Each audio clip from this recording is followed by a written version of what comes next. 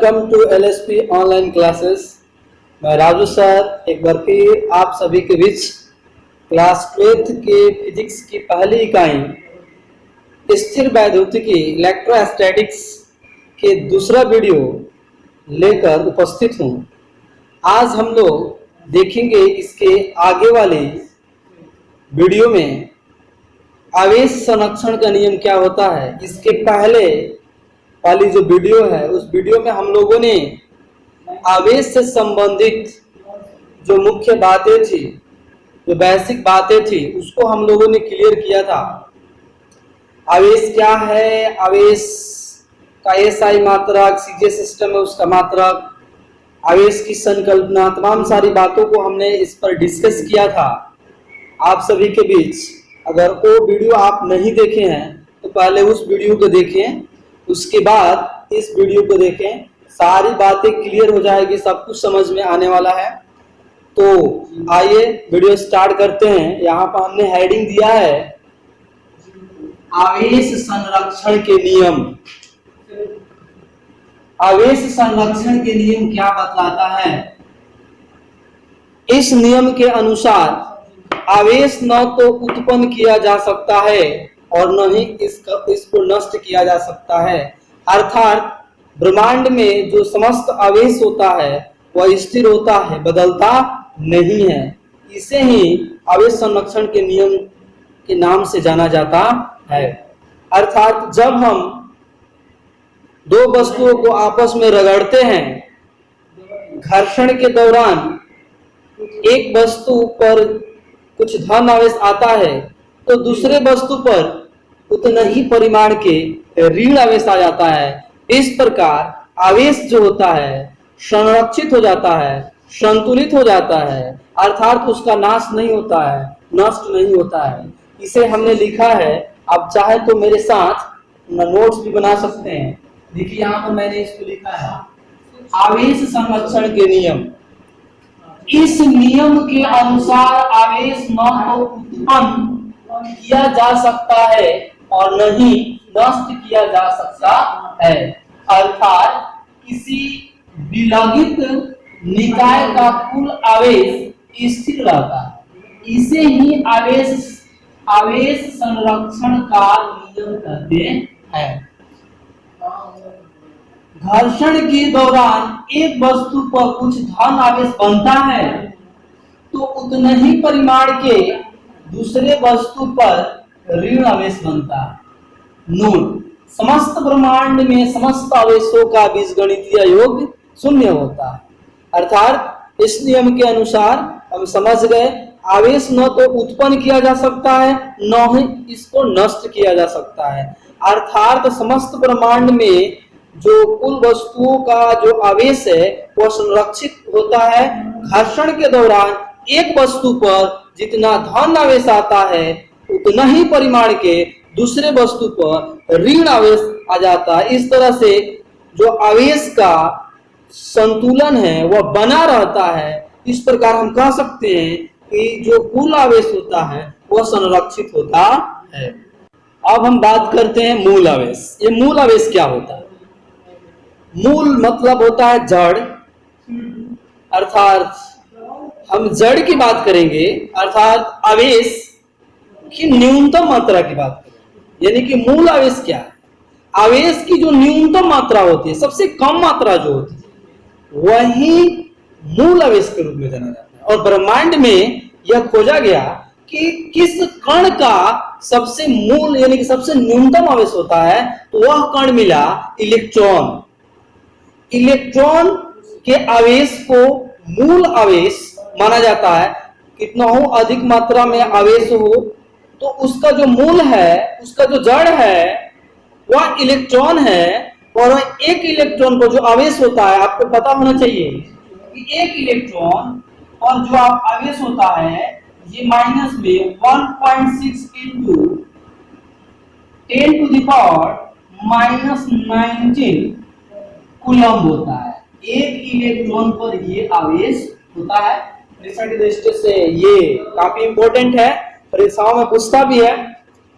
तो यही इस एक इलेक्ट्रॉन पर जो आवेश होता है वही मूल आवेश के रूप में जाना जाता है। इसे हमने यहाँ पर लिखा है मूल आवेश। आवेश की न्यूनतम मात्रा को मूल आवेश कहते हैं। प्रकृति में यह एक इलेक्ट्रॉन के आवेश होता है, अर्थात प्रकृति में जो आवेश ये किसके आवेश के बराबर होता है? मूल आवेश। एक इलेक्ट्रॉन के आवेश के बराबर होता है मूल आवेश। यहाँ देखिए इसे स्मॉल ई द्वारा सूचित किया जाता है और इससे कम आवेश का कोई कण नहीं होता है। अर्थात मूल आवेश जो इलेक्ट्रॉन पे जितना न्यूनतम आवेश होता है वह आवेश किसी भी अन्य कण का नहीं होता है। अर्थात जो इलेक्ट्रॉन का जो आवेश है वो सबसे अन्य सभी कणों से न्यूनतम आवेश है और इन्हीं को हम मूल आवेश के रूप में जानते हैं। और एक इलेक्ट्रॉन पर जो आवेश होता है ये माइनस में होता है 1.6 × 10⁻⁻19 कूलम के बराबर होता है। अब एक कूलम आवेश में कुल कितने इलेक्ट्रॉन होते हैं भी यहाँ जान जाते हैं, काफी इंपॉर्टेंट होता है। एक कूलम आवेश में कुल इलेक्ट्रॉनों की संख्या कितनी होती है? क्लास 10th में भी हम लोग इसे निकाल कर और ज्ञात भी किए थे कि एक कूलम आवेश में इलेक्ट्रॉनों की संख्या कितनी होती है। अर्थात किसी कंडक्टर के प्रति अनुप्रस्थ काट के क्षेत्रफल से 1 सेकंड में कुल कितने इलेक्ट्रॉन पार करते हैं, इनकी मात्रा क्या होती है, इनकी संख्या क्या होती है? तो इनकी संख्या होती है 6.25 into 10⁻18। अर्थात किसी कंडक्टर से किसी चालक के अनुप्रस्थ काट से प्रति सेकेंड में कितने इलेक्ट्रॉन पार करते हैं? तो 6.25 × 10⁻18 इलेक्ट्रॉन पार करते हैं। ये दोनों ही जो यहाँ पर हमने लिखा है एक इलेक्ट्रॉन पर कितने आवेश होते हैं और एक कूलम आवेश में कुल इलेक्ट्रॉनों की संख्या कितनी होती है, ये परीक्षा की दृष्टि से काफी महत्वपूर्ण है। ये ऑब्जेक्टिव में प्रश्न पूछे भी जाते हैं और पूछे भी गए हैं, इसलिए इसे ध्यान से रखें। एक इलेक्ट्रॉन पर कुल आवेश कितने होते हैं? एक इलेक्ट्रॉन पर 1.6 × 10⁻⁻19 कूलम होता है। इससे मूल आवेश इससे कम आवेश वाले कण नहीं होते, ऐसे मूल आवेश के रूप में जाना जाता है। दूसरा, ये एक कूलम में कुल इलेक्ट्रॉनों की संख्या कितनी होती है? 6.25 × 10⁻18 इलेक्ट्रॉन होते हैं। अर्थात किसी चालक के अनुप्रस्थ काट के क्षेत्रफल से प्रति सेकेंड 6.25 × 10⁻18 इलेक्ट्रॉन पार करते हैं, क्रॉस करते हैं। तो हम मूल आवेश के बारे में जान गए। मूल आवेश क्या होता है? मूल आवेश मतलब वह इलेक्ट्रॉन का आवेश। इलेक्ट्रॉन का आवेश ही मूल आवेश के रूप में जाना जाता है। वही सबसे न्यूनतम आवेश होता है उसी कण का, इलेक्ट्रॉन जो होता है। अब हम मूल आवेश को समझ गए तो यहाँ पर एक मैं नई हेडिंग दिया हूं, आवेश का क्वांटमीकरण क्या होता है। अगर मूल आवेश को समझते हैं तो इस नियम को समझने में कोई परेशानी नहीं।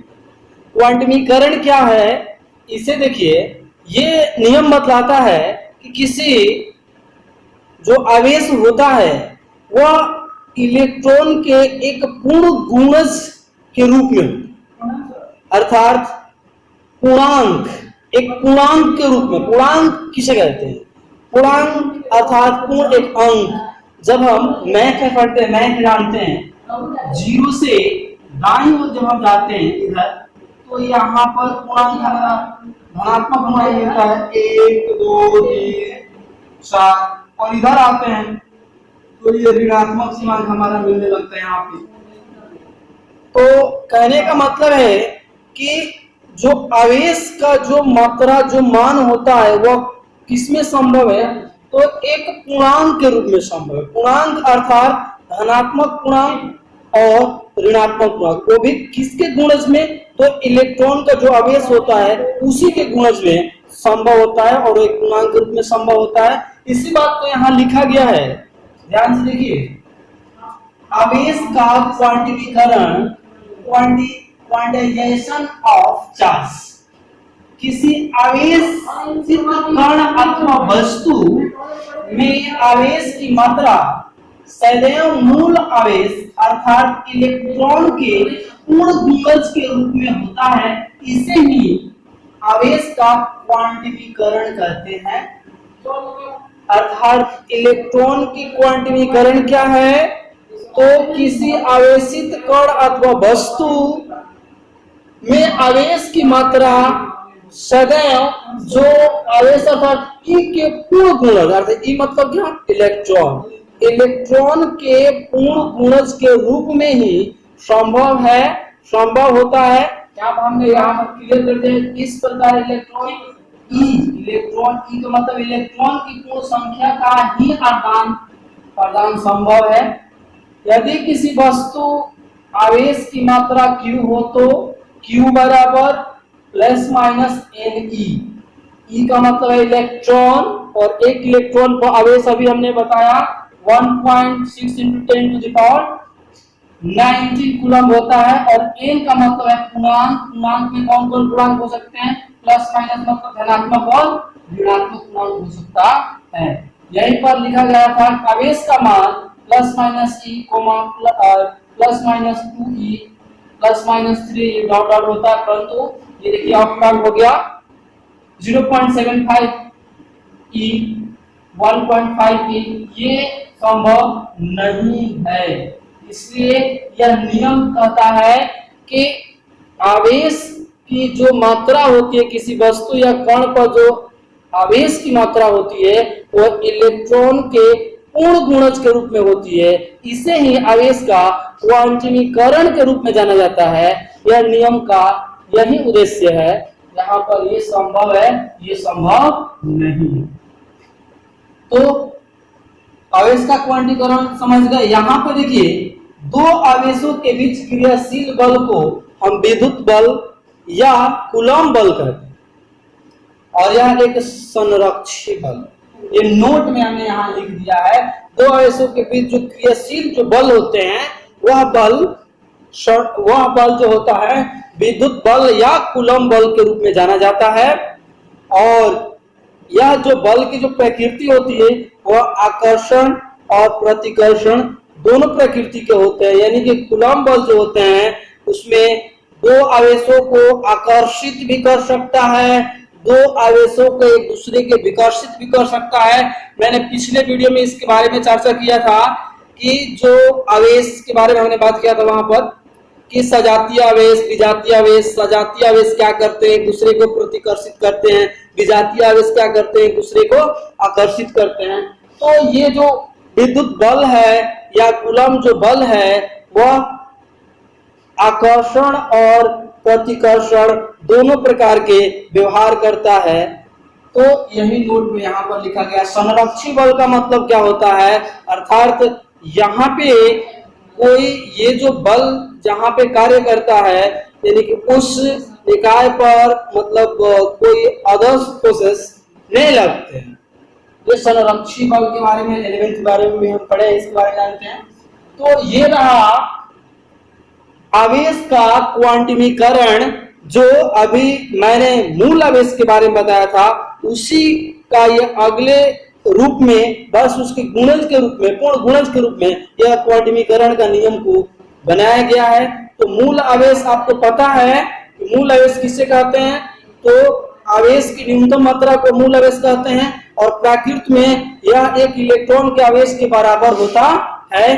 जो एक इलेक्ट्रॉन पर आवेश जो होता है अभी आपको याद होना चाहिए। अभी हमने बताया 1.6 × 10⁻19 कूलम जो होता है यही मूल आवेश के रूप में जाना जाता है। और मूल आवेश के रूप में अगर इस बात को आप समझ गए तो ये अगला आवेश का जो क्वांटिमीकरण होता है इसको समझना बेहद आसान है। जो हमने यहाँ पर लिख दिया है कि जो किसी आवेशित कण अथवा वस्तु का जो वस्तु पर जो आवेश की जो मात्रा होती है वह सदैव एक इलेक्ट्रॉन के पूर्ण गुणज के रूप में होता है। इसे ही आवेश का क्वांटिमीकरण के रूप में जाना जाता है। यहाँ से स्पष्ट होता है कि जब हम इलेक्ट्रॉनों मतलब जो आदान प्रदान होती है वह इलेक्ट्रॉनों की पूर्ण संख्या के ही आदान प्रदान होता है। इस नियम से स्पष्ट होता है दूसरा ये नोट जो है, मैंने नोट में ये बात लिखवाया है कि दो आवेशों के बीच जो क्रियाशील बल है, जो दो आवेशों के बीच लगने वाले जो क्रियाशील बल होते हैं, वह बल विद्युत बल या कूलम्ब बल के रूप में जाना जाता है। और यह बल आकर्षण बल या प्रतिकर्षण बल दोनों हो सकते हैं, और इसके बारे में मैंने पिछले वीडियो में बात भी किया था, है ना। तो आवेशों की प्रकृति और नेचर के बारे में हमने बात किया था, यही बातें यहाँ पर है, आगे देखते हैं। अब हम जानेंगे कूलम्ब के नियम। ये कूलम्ब के नियम क्या करता है, पहले अभी बात की, अब थोड़ी देर पहले कूलम्ब बल क्या है, दो आवेशों के बीच लगने वाले आकर्षण या प्रतिकर्षण बल का नाम है कूलम्ब बल या विद्युत बल। अगर इसको समझते हैं, और जो पिछले क्लासों में हमने पढ़ा था, गुरुत्वाकर्षण का सार्वत्रिक नियम जो न्यूटन द्वारा दिया गया है, गुरुत्वाकर्षण का सार्वत्रिक नियम जो क्लास 9th और 11th में हम पढ़कर 12th में आए हुए हैं। 9th या 11th में हम लोगों ने गुरुत्वाकर्षण का सार्वत्रिक नियम के बारे में पढ़े हैं। उसी नियम के आधार पर ये कूलम्ब का जो नियम है एकदम उसी पर बैठा हुआ है, अर्थात उसी का कॉपी समझिए। अंतर माइनर है, माइनर अंतर क्या है मैं बात करूंगा उस पे, कि गुरुत्वाकर्षण बल कूलम्ब बल से किस प्रकार भिन्न है, थोड़े से का अंतर है, बाकी सभी नियमों का पालन करता है। तो थोड़ा सा हम यहाँ पर देखेंगे न्यूटन्स का गुरुत्वाकर्षण का जो सार्वत्रिक नियम है उसके बारे में हम थोड़ा सा चर्चा करेंगे। आपको याद होगा कि दो पिंडों के बीच लगने वाले जो गुरुत्वाकर्षण बल होता है, जो गुरुत्वाकर्षण बल का परिमाण होता है, जो मात्रा होता है, जो मान होता है, उन दोनों पिंडों के द्रव्यमान के गुणनफल के बराबर तथा उनके बीच की दूरी के वर्ग के व्युत्क्रमानुपाती होता है। अर्थात हम गुरुत्वाकर्षण के सार्वत्रिक नियम में 11th में और 9th में पढ़े हैं कि अगर कोई दो पिंड है, मान लीजिए कि पहला पिंड हो गया M1 और ये दूसरा पिंड हो गया यहाँ पर M2। M1 द्रव्यमान का कोई पिंड है और M2 द्रव्यमान का कोई पिंड है, और ये एक दूसरे से r दूरी पर स्थित है। अर्थात इन दोनों पिंडों के बीच के जो दूरी है वह r है। तो इनके बीच लगने वाला गुरुत्वाकर्षण बल का मान क्या होगा, तो हम लोग 9th और 11th में पढ़े हैं कि जो गुरुत्वाकर्षण बल का जो मान होगा, अर्थात एक का जो मान होगा वह गुरुत्वाकर्षण एक समानुपाती जो होगा M1 इंटू M2 बटा ये दूरी का क्या होगा, व्युत्क्रम वर्ग के व्युत्क्रम होगा, यानी कि r के स्क्वायर के व्युत्क्रमानुपाती होगा। अर्थात यहाँ पर हम लोगों ने गुरुत्वाकर्षण के बारे में जाना कि दो पिंडों के बीच लगने वाले गुरुत्वाकर्षण बल दोनों पिंडों के द्रव्यमान के समानुपाती तथा उनके बीच के दूरी के वर्ग के व्युत्क्रमानुपाती होता है। अगर इस नियम को आप समझते हैं तो आपको कूलम्ब के नियम को समझना बेहद आसान है, बस इसी का कॉपी है। अंतर क्या है यहाँ पर, गुरुत्वाकर्षण बल जो है वही आकर्षण बल है, आकर्षण बल है, अर्थात एक दूसरे को ये पिंड क्या करता है, अट्रैक्टिव करता है, आकर्षण बल है। और जो कूलम्ब बल है या जो विद्युत बल है वह आकर्षण और प्रतिकर्षण दोनों होता है। यही माइनर अंतर है, और बहुत सारे अंतर इसके बारे में हम जानेंगे, थोड़े सा अंतर। तो यहाँ पे आप समझ गए गुरुत्वाकर्षण का सार्वत्रिक नियम न्यूटन जी के द्वारा क्या दिया गया कि दो पिंडों के बीच लगने वाला जो गुरुत्वाकर्षण बल होता है वह दोनों पिंडों के द्रव्यमान के गुणनफल के समानुपाती तथा इनकी दोनों पिंडों के बीच की जो दूरी होता है उसके वर्ग के व्युत्क्रमानुपाती होता है ये गुरुत्वाकर्षण बल। उसी प्रकार इसी का कॉपी सीए कुलम जो एक फ्रांसीसी वैज्ञानिक है, इन्होंने इसी नियम के आधार पर दो स्थिर आवेशों यानी कि दो बिंदु पर दो स्थिर आवेशों के बीच एक नियम का प्रतिपादन किए, एक संबंध का प्रतिपादन किए और इसी संबंध को कूलॉम के नियम के नाम से जाना जाता है। ये क्या कह रहे हैं, ध्यान से देखिए। इस नियम में बताया गया है कि दो स्थिर आवेश के बीच लगने वाला जो कूलॉम बल होता है, दो स्थिर आवेश के बीच लगने वाला प्रतिकर्षण या आकर्षण बल उन दोनों पिंडों के आवेशों के परिमाण के गुणनफल के समानुपाती तथा उन दोनों आवेशों के बीच के दूरी के वर्ग के व्युत्क्रमानुपाती होता है, जिसे कूलॉम के नियम के नाम से जाना जाता है। इस बात को हमने लिखा भी है, ध्यान से देखिए। यहां पर सन 1875 ईस्वी में फ्रांसीसी वैज्ञानिक सीए कूलॉम अपने प्रयोगों के आधार पे दो आवेशों के बीच लगने वाला विद्युत बल के संबंध में एक नियम का प्रतिपादन, दो बार लिखा गया, एक नियम का प्रतिपादन किए जिसे कूलॉम का नियम कहते हैं।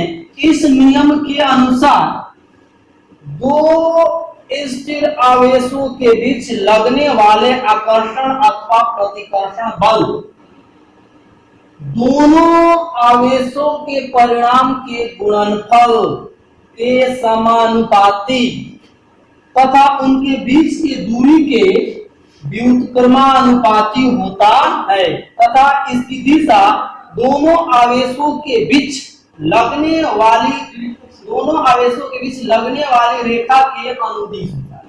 अर्थात जो मान लीजिए कि कोई एक बिंदु यहाँ है, दूसरा बिंदु यहाँ है, ये बिंदु ए है, दूसरा ये बिंदु बी हो गया, और यहाँ पर कोई आवेश Q1 है और यहाँ पर कोई आवेश Q2 है।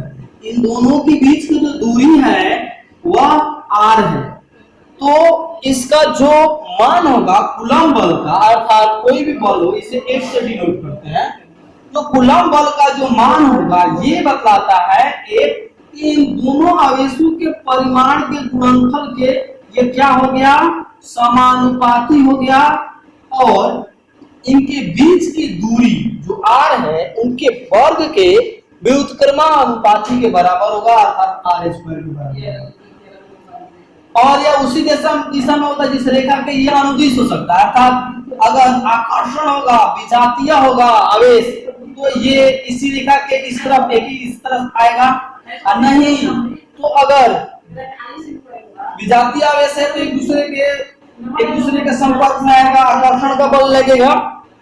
अगर यह सजातीय आवेश होगा तो इसी रेखा का अनुदिश ये इधर जाएगा और ये इधर जाएगा। यही कूलॉम के नियम है। अर्थात एकदम गुरुत्वाकर्षण के नियम के आधार पर, अगर गुरुत्वाकर्षण के नियम आपको याद है, गुरुत्वाकर्षण नियम जो है, गुरुत्वाकर्षण का सार्वत्रिक जो नियम है, अगर आपको याद है तो इसे याद करना बेहद आसान है। तो गुरुत्वाकर्षण के सार्वत्रिक नियम आपको याद होना चाहिए, पता होना चाहिए। हम 9th और 11th में पढ़ कर यहाँ पर आए हुए हैं। तो ये एक बार मैं फिर से रिपीट कर रहा हूं, ये क्या है, तो ये कहता है गुरुत्वाकर्षण का सार्वत्रिक नियम, दो पिंडों के बीच लगने वाला गुरुत्वाकर्षण बल उन दोनों पिंडों के द्रव्यमान के गुणनफल के समानुपाती होता है तथा दोनों पिंडों के बीच की दूरी के वर्ग के व्युत्क्रमानुपाती होता है। इसे गुरुत्वाकर्षण का सार्वत्रिक नियम कहते हैं। और इसे न्यूटन ने दिया था। ठीक उसी प्रकार यहाँ कूलम, सीए कूलम जो एक फ्रांस के वैज्ञानिक है, भी बताते हैं कि दो बिंदुओं पर कोई दो स्थिर आवेश है तो उनके बीच लगने वाला जो विद्युत बल होता है या कूलम जो बल होता है वह उन दोनों आवेशों के परिमाण के गुणनफल के बराबर तथा उन दोनों आवेशों के बीच के दूरी के वर्ग के व्युत्क्रमानुपाती होता है। अर्थात फिर से कूलम बल को समझ चुके हैं। यहां पर कूलम के नियम समझना बेहद आसान है। दो बिंदु पर स्थिर आवेश का जो मात्रा होता है उनके गुणनफल के समानुपाती तथा उनके बीच के दूरी के वर्ग के व्युत्क्रमानुपाती होता है। क्या? कूलम बल या विद्युत बल। इसे ही हम कूलम का नियम कहते हैं, जो यहाँ पर हमने लिख दिया है। यहाँ पर समानुपाती के चिन्ह हटाने के लिए यहाँ पर K और K का भेद कितना होता है, अर्थात F का मान यहाँ पर फाइनली कूलम के लॉ से हमें प्राप्त होता है। F बराबर वह 1/4 पाई एप्सिलॉन Q1 × Q2 बटा R स्क्वायर, यही है कूलम के बल, यानी कि कूलम बल बराबर इतना होता है। इसे हम अगले वीडियो में सत्यापन करेंगे, सिद्ध करेंगे कि एक बराबर ये कैसे होता है। तो आगे वाले वीडियो में हम यहाँ पर देखेंगे। दोनों वीडियो को ध्यान से देखिए, तभी आगे जो तीसरा वीडियो आएगा इलेक्ट्रोस्टैटिक्स का आपको समझ में आने वाला है। एक एक बिंदु पर हम चर्चा करेंगे, कोई ऐसे बिंदु नहीं छोड़ेंगे। आपको सारे जितने भी डाउट होगा सब क्लियर हो जाएगा, कोई दिक्कत नहीं आने वाली है। तो आज की वीडियो यहीं पर खत्म करते हैं। धन्यवाद।